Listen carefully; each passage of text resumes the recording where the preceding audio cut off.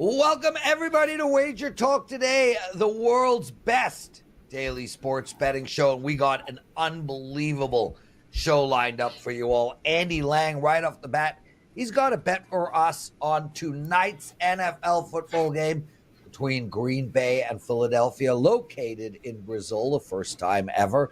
He's also got a plus 250 dog in the UFC contest on Saturday. Gianni, after that, he's got a favorite for you on the UFC fight, as well a call on the Minnesota Vikings New York Giants game. We're going to end this with Ross Benjamin, a bet on the Colorado-Nebraska game, a bet on the Boise State-Oregon game, Teddy's big game breakdown, Arizona State versus Mississippi State, right? Yes, sir. Late night, West Coast bailout action. I'll break it down for you in Big Game Breakdown. And, of course, in What Bettors Learned, we'll talk about last night's quarter of an inch, half an inch, the toe tap, and how that is a nice metaphor for the NFL season to come. And I'd like to talk also about those two teams and what I saw. We're going to end the show with a daily presidential address. I've got a play for you on Penn State versus Bowling Green and Rutgers against Akron. My man, let's get going. Andy freaking Lang. How did you rate my opening, Andy? I thought it was great. I give it a 6 out of 10. 6. That's great. There's room for improvement. There's room for improvement. To wake up with such low expectations. So if great is a 6, like is a 7 amazing and an 8 unbelievable? What's a 10? I don't give out 10s. Okay, fair enough. There are no 10s. Yeah. Let's get straight into it, dude. I flipped your plays around because I wanted to start with the Philadelphia Green Bay game right off the bat. And you've got a bet for us in this game. Makes obvious sense to me. Tell us about it and why. Yeah, I'm really surprised at this price on Jalen Hurts to score a touchdown. It's only minus 105.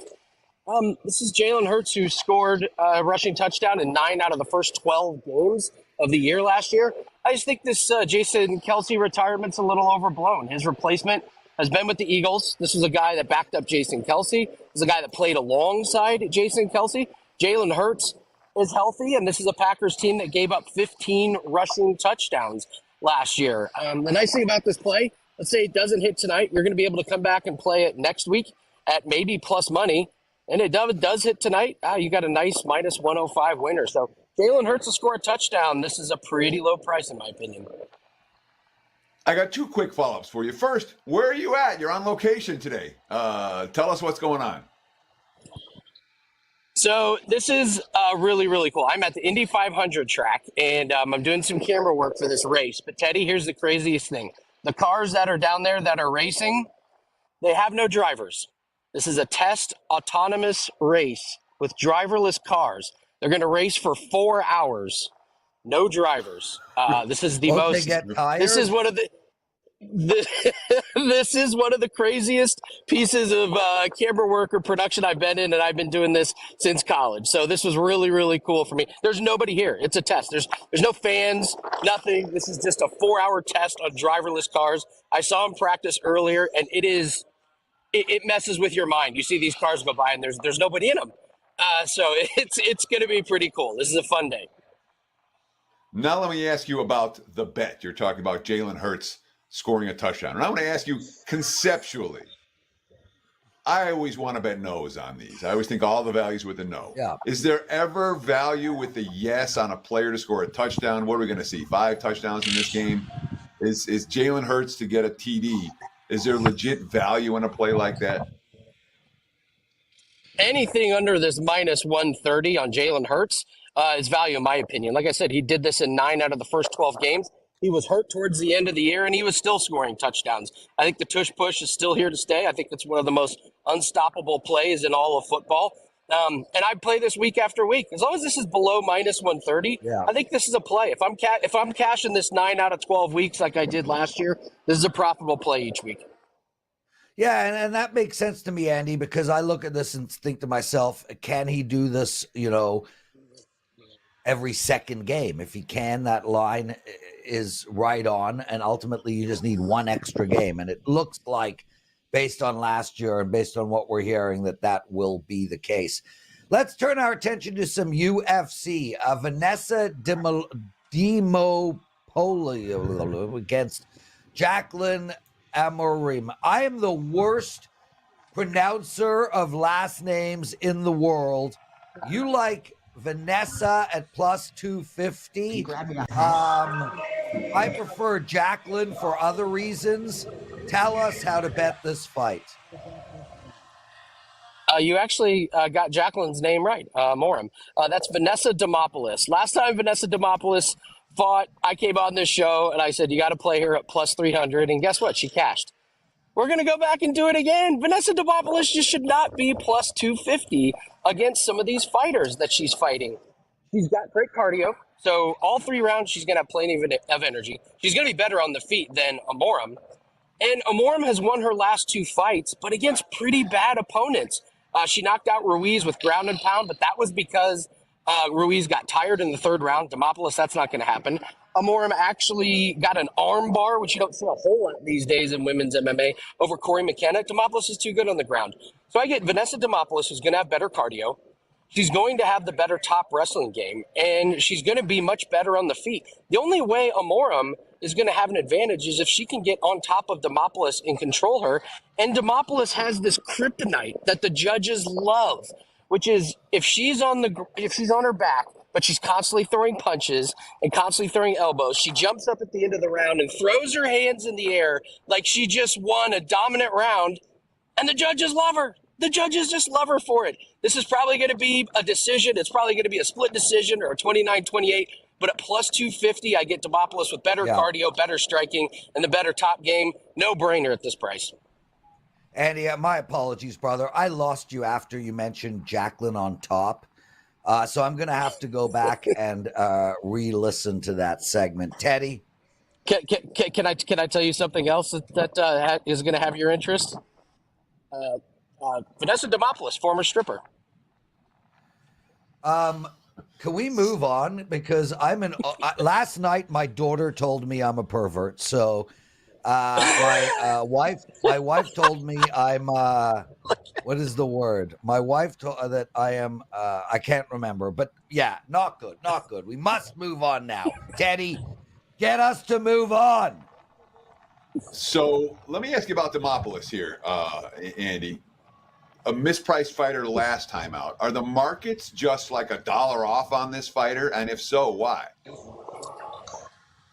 Well, I'm trying to figure that out. I think part of it is because Amorim is coming off of 2 finishes, but again, against subpar opponents. And make no mistake, Demopoulos has won 2 fights in a row. The fight two fights ago, she did not win that. That was just a terrible decision, but she got the benefit of the doubt. But they've been very close decision wins. So Demopoulos is squeaking out decisions where Amorim's coming in off of 2 finishes. That's my best guess. Maybe the line is just saying Demopoulos' luck is going to run out. I don't buy it. I think Demopoulos squeaks out another close one. There we go. Andy freaking Lang. What do you got to promote, brother? We've got NFL Week 1 pack that is up. We've got several plays loaded for Sunday, and very excited about our college football team total bet of the week. We were 13-4 last year on these, and we hit our first one, so we're on a 14-4 lifetime run on college football team totals. That's our strategy with college football. 1 play a week, get a win, get out. That is locked and loaded for Saturday. Very excited about the weekend for college football and NFL. Plus 151 units, I believe, for 2024. So we keep humming along, coming off of a tough loss last night. Full disclosure, we had Karlaftis over his sacks, but looking to rebound and have a good weekend. Andy Lang, everyone. Great show still to come. Gianni the Greek and Ross Benjamin, plus Teddy's big game breakdown and my daily presidential address.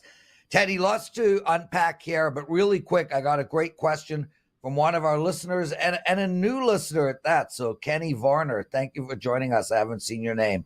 Does the new NFL kickoff rules affect your handicap at all? The answer from me is a no, Teddy. No. There you go. Teddy, let's get into what did bettors learn? Sure. Let's talk about last night. And it was a thrilling game between the Ravens and the Chiefs. Baltimore gets the ball back, down 7, 87 yards, no timeouts, $1:50 on the clock. And it's boom, boom, boom, right down the field. A big play to Rashad Bateman. And now they have time for 3 shots at the end zone. Open receiver first down, and Lamar Jackson missed him. Open receiver second down, and Lamar Jackson missed him. Not very open receiver third down, and Lamar Jackson completed the throw. Touchdown! And then, of course, you see Harbaugh signaling, go for two, which is exactly what Ravens bettors were hoping for, and exactly what I would do with a tired defense on the one hand and facing Patrick Mahomes on the other. And facing a tired defense, it was a no-brainer that Harbaugh was going for 2, and they already had the 2 fingers up. And then the review clearly showed that Isaiah Likely's toe was out by what? An inch? Half an inch? Whatever it was. So instead of 27-26 final or 28-27 final, it's 27-20 final. By an inch, by a half inch. Total already cashed over 46. It didn't really matter. But sidewise, that half inch mattered a lot. NFL lines are tight. We say this, we mean this, know this. NFL games are tight. We talk about the best team versus the worst team right now. Less than 2 touchdown differential in anyone's power ratings.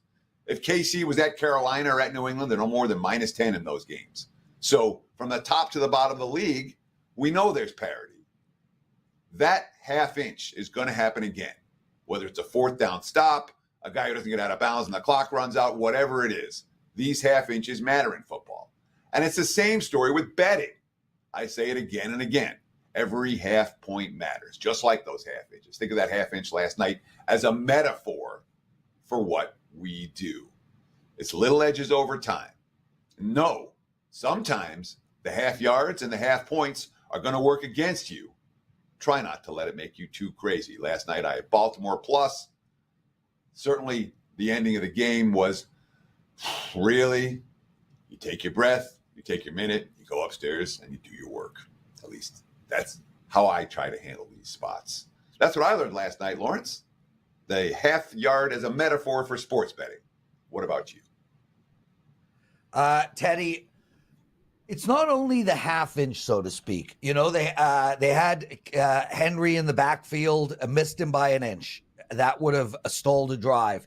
You had Mahomes running around on 3rd down, about to be sacked. Instead, he completes like a 30-yard pass, and that was an inch, so to speak. It's these small plays, these crucial plays that are going to determine what happens. I was on the under last night. I was frustrated as hell. But the interesting thing about watching the game last night was I was with one of my closest friends, and he was on the over. And it is amazing how people perceive the games. I watched that game, and I thought, this is a stone cold under. The defenses are playing great, minus a few plays here or there. You had a blown coverage for KC to get their last 7 points. You had a Baltimore turnover for KC to get 3 points. You had 3 third downs completed for Baltimore to get their first 7 points. You had that almost sack for KC to get their 7 points. His interpretation was this was a stone cold over and a lot of points were left on the table. I found that interesting because we watch these games with jaded, objective eyes, subjective eyes. Anyway, And I was that's on the why. yeah. Let me just jump in. On Sunday afternoons, I'll watch the 4th quarter of the games that I'm betting. Otherwise, a lot of times I'm watching other games that I have no action on whatsoever because you get a clearer read of the games and the teams that you have no action on. So I spend a lot of time. I watch a lot of football in games that I don't bet and don't plan on betting in game to pick up information for future wagers. Yeah. I always watch my games and I hate doing it. Gianni The Greek joining us. Gianni, how are you, my friend? Glad I've been on for the last 5 minutes and have listened to this because I swear to God, I had no idea on my life how that game ended. I just checked about 10 minutes ago. I saw that it was 27-20, and I just dug into the box score, and I saw, okay, it was probably some bad luck along the way. But if I just blindly look at the box score, I would think I covered. Like Baltimore did not look like they lost that game based on the box score or lost by more, than a field goal. So, that's how I go back and look at it. Right. That the way they lost is random. Like that's going to happen to you. You watch enough games, you place enough bets, you're going to win every possible way. You're going to lose every possible way. That randomness will affect it. But the key is to place good bets and not let that emotion affect you from placing a good bet. Like losing that way, don't let it affect you. That's the key. So I got two quick things to say to that. People, and I'll make the analogy with poker. You go in with aces, they get cracked. You go in with aces again, they get cracked. You then call your friends, you whine and you bitch how unlucky you are. Yep. They respond with, it all comes around. It all works itself out. It does not. It does not work itself out. And the reason it doesn't work itself out is the only way you can have a unlucky beat is if you're on the right side. That's the key. What Gianni mentioned was make good bets. If you are all in ahead, you can only get unlucky. You can't get lucky. Keep making good bets. Keep making the right poker calls, and you will get unlucky, and it won't work itself out, but you won't get unlucky enough to destroy the good bets on an overall basis. And lastly, really quick. Over the long term. And lastly, really quick, what stood out to me, and I know you didn't watch this game, Gianni, but what stood out to me last night is Baltimore is going to be unbelievable this year. Anyway, real quick question from Priest Mahomes. I wanted to wait because I wanted your opinion here, Gianni. And this is something that all our listeners are faced with on a regular basis. He received a sportsbook bonus that is not insignificant compared to the size of his bankroll. Do you keep doing it? Because the next day you'll get another bonus. Do you chase these bonuses in the sports books, or do you just pick your 3 or 4 sports books and stick there? Gianni, Teddy? I actually, back in the day, worked with a group that they were bonus hunters. That's all they did. They hunted down bonuses. But that was at a time when the offshore market blew up, and they were given so many reload bonuses. I'm talking 100%, 200%. So we were doing that. In fact, so many other groups were giving us their capital because we were making such a return on investment. What happened eventually was most of the money got tied up in one book, meaning we were winning with that one book and losing spread out. Well, that one book decided not to pay us. So 2 years of work, more or less, went down the drain because about $80,000 was sitting in that one book. And they said, hey, sorry, I don't know what you're talking about. You have zero money in this account. That's all we know. And back then, there was no recourse at all. So that was the problem with bonus hunting, just sharing that story. Listen, if you're making profit off it, then do it. It's like scalping and middling. If that's your angle, then use it and take advantage of it because there are bonuses out there. But to do it just for the case of getting a free bet or whatever, I don't see the reason to do all that. But again, if you're making it a business and it plus EV for you, have at it and keep picking up bonuses. Teddy, any thoughts? I'm sure Gianni would agree with me in this portion of the argument. However many accounts you have, get more. If you have 1, get 2. You have 2, get 4. You have 4, get 8. You have 8, get 20. All right. Any book that's legal in your state, you should have an account at. Plain and simple. And that means picking up the bonuses as you open your account. So in that sense, it's like, no, I'm not playing at the same 3 books every day. I'm playing at every book that's available to me and searching for those extra half points because they make all the difference over time. And all the difference. Same with the bonuses. So my answer to that question is bonus hunt, baby. They're going to give you free stuff. You take it because guess what? They are trying to get your money in the long run. Let's get moving, dude. Gianni, let's start with NFL, and then we'll go into the UFC. Minnesota, the New York Giants. Minnesota is now -1.5. You told us to bet this play when it was a pick 'em a few weeks ago. Do you still like Minnesota?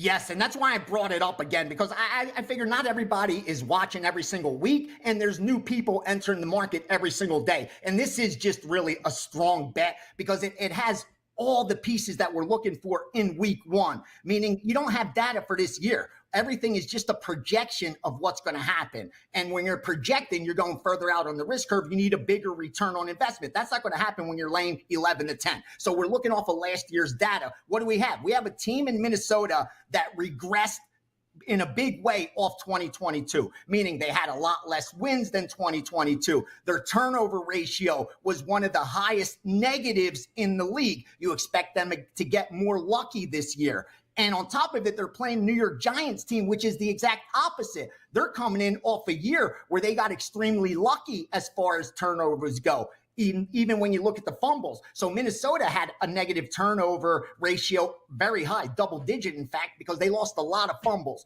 And we know fumbles are 50-50 once they hit the ground. So you expect that luck to get a little bit better, Giants' luck to get a little bit worse. And again, I like the fact that Minnesota regressed off of last year. And we saw that before. Remember, they won, I think, 9 games in 2021, then jumped up 5 games, won 14 the season after 2022. So we saw a drop off last year. I think now you see a come up for Minnesota. I like the Minnesota Vikings. Anything less than 3, I think they're the right side. So let me ask you this, because you said that Minnesota, they'd won 13 games the previous year, and then last year everything fell apart. And you're assuming that the regression comes positively for Minnesota this year. I look at Minnesota, and that 13-win season was the aberration. They were a losing team before. They had one lucky year. And if you remember that year, everything broke right for them that year. And then last year, they were down to mediocre or below mediocre. And this year, they don't even have a quarterback. What makes you think that the Vikings are bet on in this spot? Well, they're not quarterback. I think that actually helps because they had a rookie. What was he going to do? Come up and light up the league? So, I mean, at least now they have Kirk Cousins last year. No, I'm saying this year about the rookie quarterback this season. Now, here's what I like about Minnesota. They're a team where we've seen over the last how many years, like it's not like they're a bottom feeder team, like they're the New York Jets, and all of a sudden they jumped out of nowhere and had a good year. I think I get that the 13 win was a jump, but you saw them regress off of that. So it's not as if they continued to get lucky.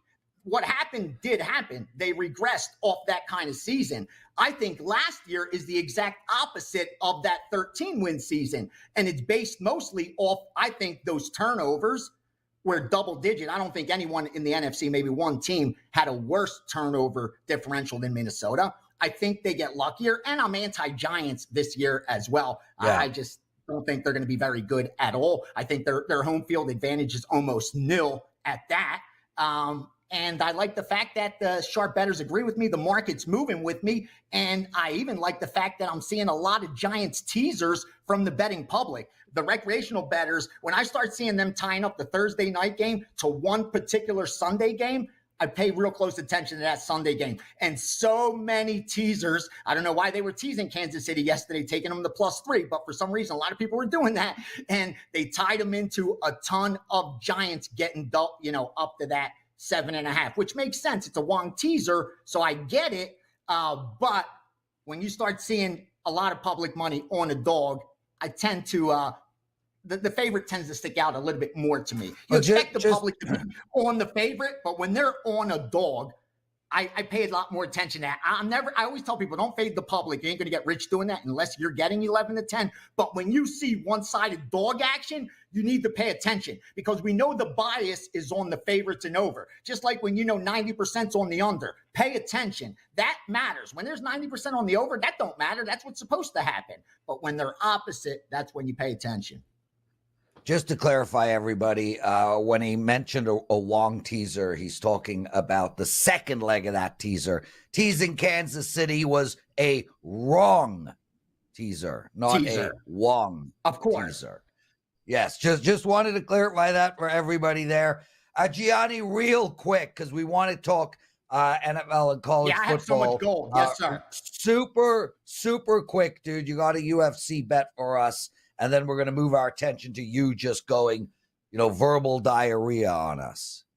Yeah, real quick, Gabriel Santos, I laid minus 220, 240, and again 265 yesterday because he should be a minus 400 favorite where he wins this fight 8 out of 10 times. He's 0-2 in the UFC for one reason only, the level of competition he's faced. Now, in his first fight, he got a split decision, and his stock flew really high because it was a fight he was supposed to get mauled in. It was his UFC debut. He didn't. So he came out in his second fight against stellar competition, but was overvalued. What happens? If you bet against him, you did well. You won. But now he's coming in extremely undervalued because his opponent looks like he's on fire. He's 5-0 on road to the UFC. That's a tournament over in Asia, but the level of opposition is so weak. This kid fought one UFC fight so far in his career, and it was against an 0-0 opponent. He got crushed.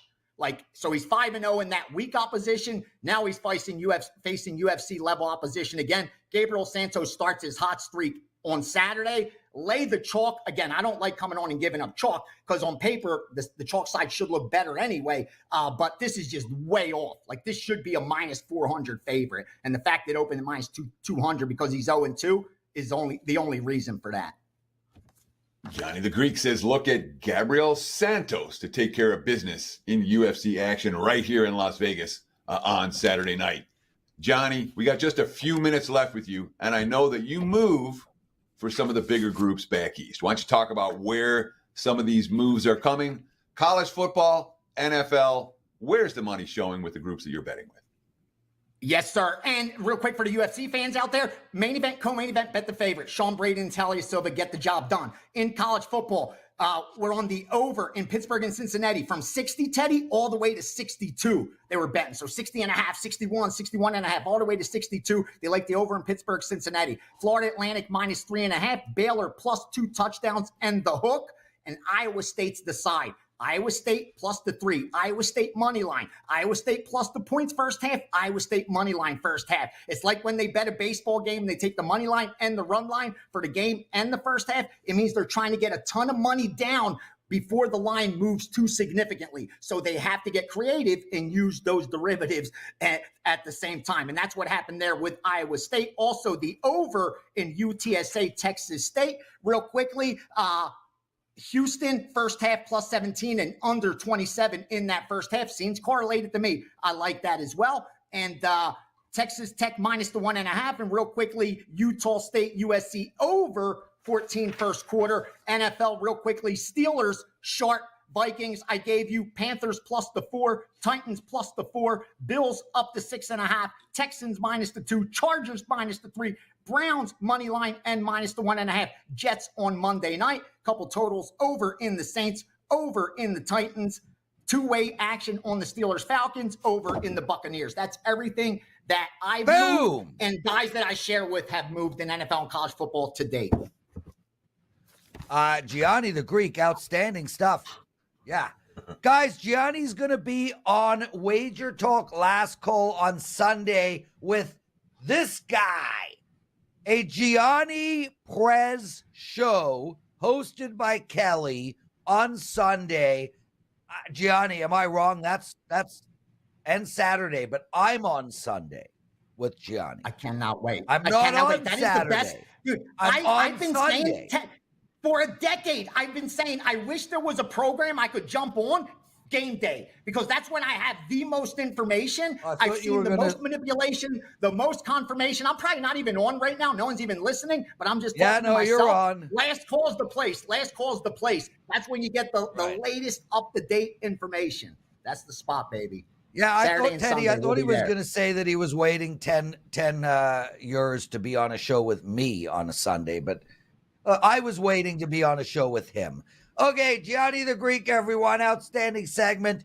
Guys, please hit that like button. Almost 300 of you watching live, only 60 likes. We need to get to 100 for that daily presidential address. 2 college football totals coming your way. Ross Benjamin's still up. Theodore, my brother. Tell us about the $49 promo that is available to everyone and give us your big game breakdown.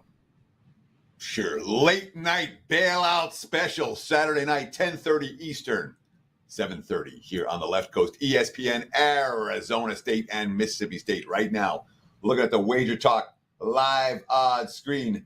Arizona State, 5.5, we'll call it 59 the total. There is some variance on the side. You can find 5s, you can find 6s if you shop around. I watched Arizona State versus Wyoming last Saturday night, and it was a blowout, 27-0 at halftime, 48-7 final. It was every bit as much as Wyoming bad as Arizona State good in that ball game.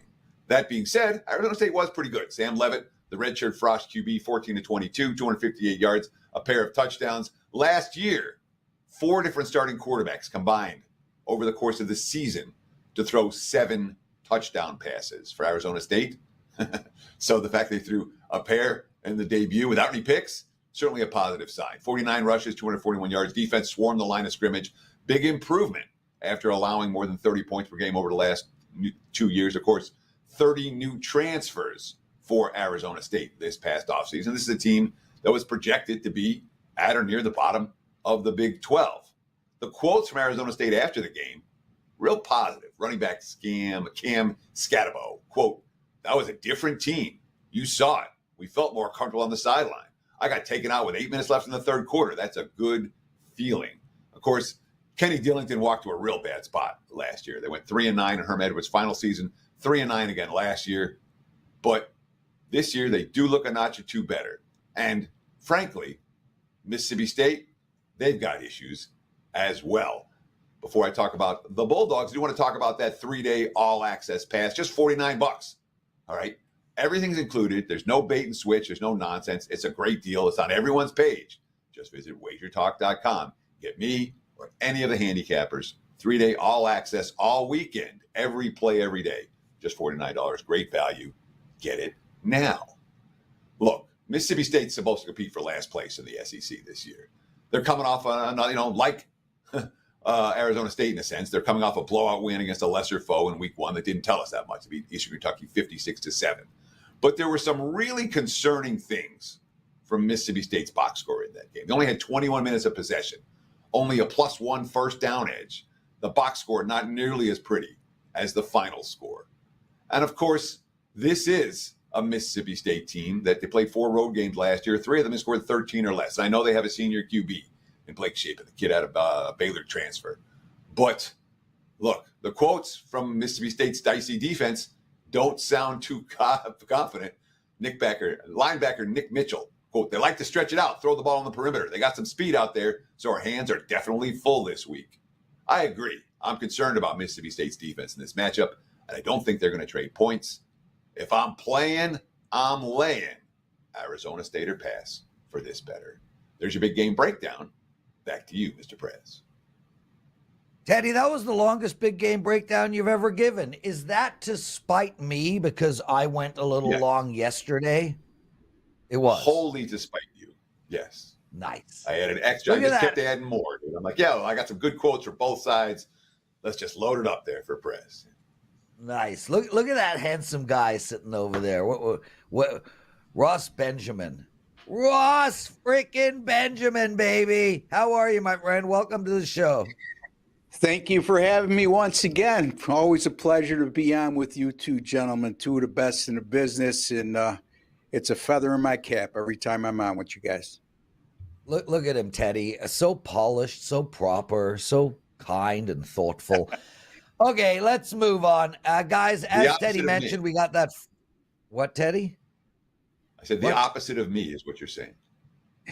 Yeah, well, most people who are human are opposite to you, Teddy. Anyway, let's just get going. Colorado, Nebraska. We spoke about this game yesterday, Ross, and both myself and Dave Sharapan liked the over. It's 56.5. Where are you going? I agree with you and Dave. Look, Colorado coming off a 31-26 home win over North Dakota State, a very good FCS program. Shedeur Sanders, again, this kid, when healthy, and if he's not getting lambasted because their offensive line doesn't do their job, he's terrific. 26 out of 34 for 445 yards, 4 touchdowns against 1 interception.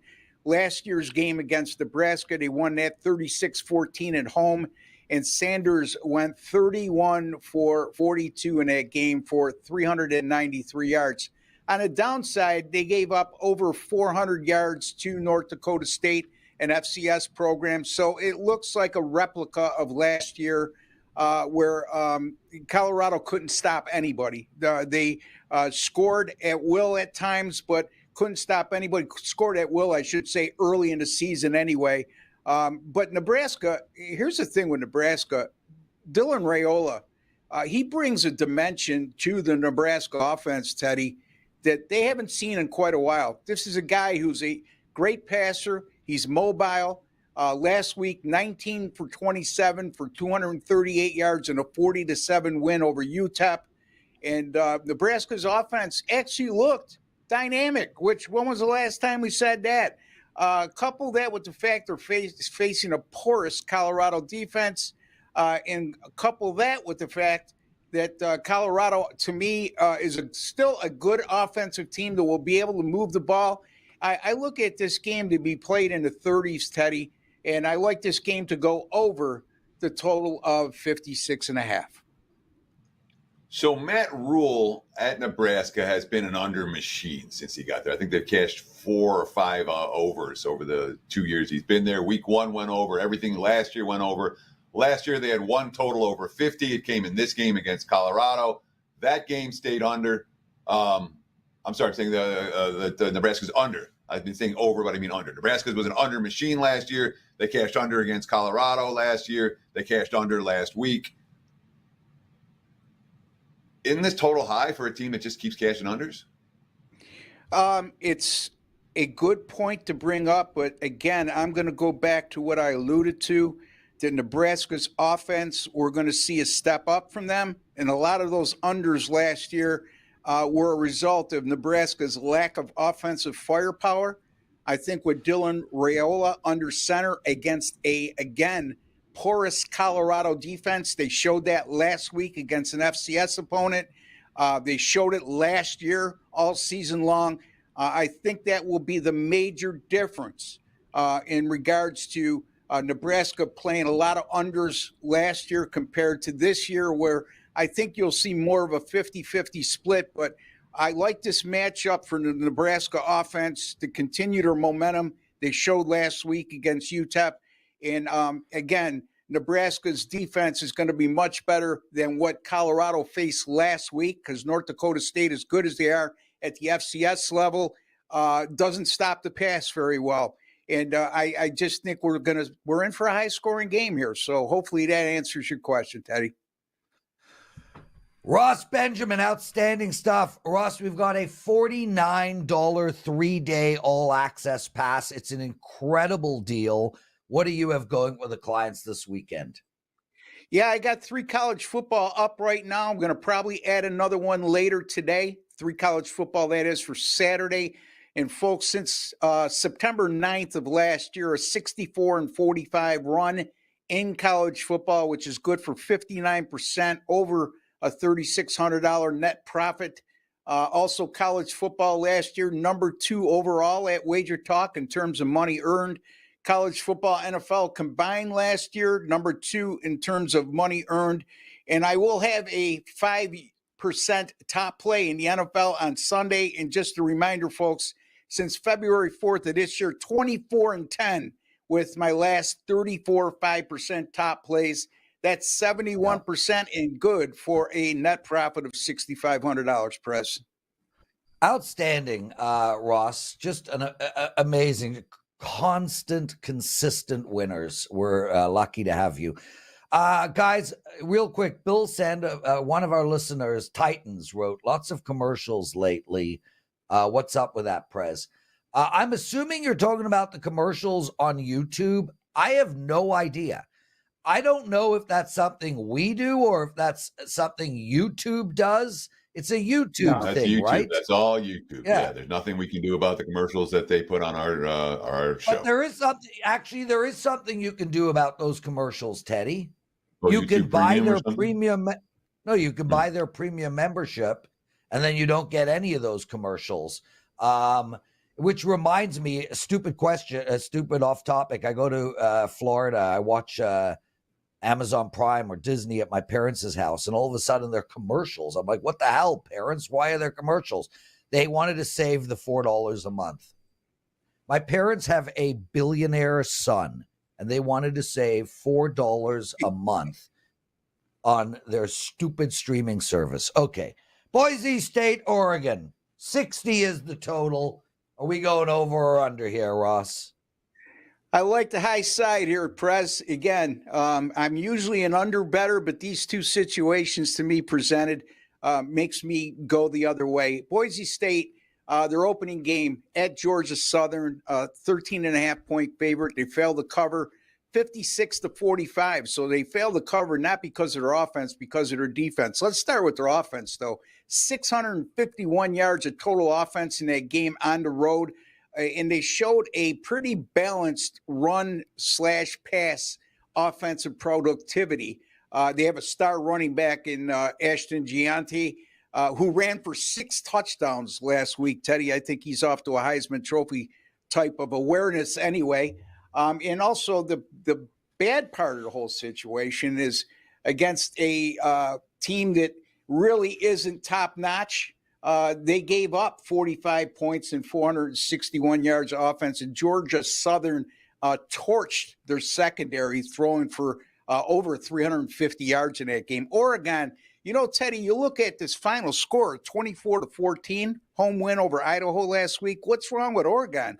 And, again, I look at box scores like everybody else does to evaluate your plays and see what really transpired in the game. And Oregon racked up 487 yards of offense in this game. And they really didn't turn the ball over at a high rate. So you look and say, how did they only win this game 24-14? And I think that's a very deceiving final score. Dylan Gabriel, by the way, the transfer quarterback that comes in, 41 out of 49 for 330 yards last week. That type of offensive production will more times than not produce point totals in the mid-30s to low 40s. And I think the combination of everything I just discussed, Boise State and Oregon over 60.5 is my play. Real quickly, guys, you were talking about making good bets and continuing to make good bets. This is the type of game I look at last week, for example, or last night. I had the under in that game in the NFL. And, I look at everything and ask myself in the morning when I assess my picks, would I make the same pick tomorrow? In last night's game, unequivocally, it would be yes. Boise State, Oregon, over 60.5 in this game. So we just talked a minute ago about under machines in the first game. Oregon's been an under machine. You talked at the misleading box score or misleading final score from week one, but they were catching unders in bunches last year down the stretch. Certainly week one was an under. And from a defensive standpoint, you can't compare what Boise faced last week to what they're going to face this week, certainly in terms of their ability to run the football. Does any of that concern you here? Well, it's always a concern. I mean, when you look at an Oregon defense, really, they were terrific last week. They gave up 14 points and around 230 yards, if I recall correctly. But the problem is, as I see it, for the Oregon defense, they're still going to be a very good unit this year. But the problem that they get presented with in this matchup is what I alluded to, Teddy. The combination, the balance between run and pass makes Boise State a lot more difficult type of offense to defend than what you normally would be used to at the college football level. And again, a star running back, I'm sure they're going to key on him. I'm sure he's not going to come close to the production we saw last week, but he's still going to put up good numbers. And anytime you have a good running game, it opens up your passing game, obviously. And I think Oregon last week was an aberration, that 24-point total against Idaho. I think we're going to look at a team that's going to approach the 40-point barrier in this one against a Boise State defense that showed last week against a subordinary opponent in Georgia Southern that they can't stop anybody. So this is the reason why I'm not going to be scared away from all those unders we've seen in the past with Oregon. There we go. Ross Benjamin, what a show. What a week. And it's not over yet. Teddy covers, we still have the daily presidential address. Daniel, cue up the music that isn't music, and let's get going. Oh, wait, Teddy, what did you want to say? Your hands like jazz hands? Go ahead. Say goodbye to Ross. Thank you, Ross, for your contribution. Have a great day. Thank you, Teddy. Love you, Ross. Love you, Ross. Thank you, Ross. I got all excited. Okay.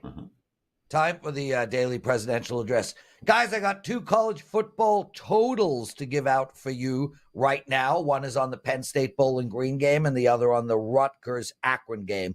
Just want to make mention, we have a $49 promo up. You get 3 days of any handicapper for only $49. I've won every single day this week of betting. I won Sunday, Monday, Tuesday, and Thursday. I passed on Wednesday. I'm also 65% in the last 2 years of regular season NFL ATS bets. I have a 5% play up. It is an NFL ATS bet.